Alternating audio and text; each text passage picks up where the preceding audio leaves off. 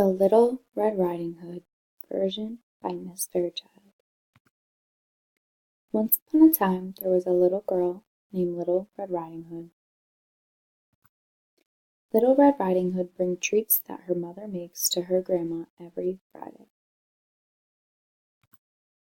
In order to get to her grandmother's, Little Red Riding Hood must walk through the woods. This Friday's trip to Grandma's would be different, though. Little Red Riding Hood would run into a wolf.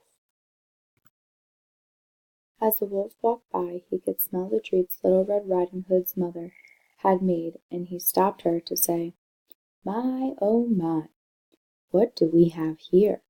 Little Red Riding Hood responded with a shaky voice, It's food for my granny." "Well, well," the wolf replied, "I'm mighty hungry from huffing and puffing pigs' houses down."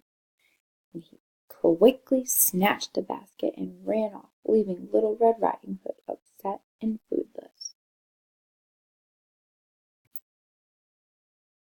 Little Red Riding Hood didn't want to disappoint her grandma, so she decided to pick some flowers before finishing her walk. Little Red Riding Hood finally arrived to her grandma's. She explained what had happened to her and handed her granny the flowers. "These are beautiful, sweetie, but please promise me to never walk here alone again," said Grandma. The end.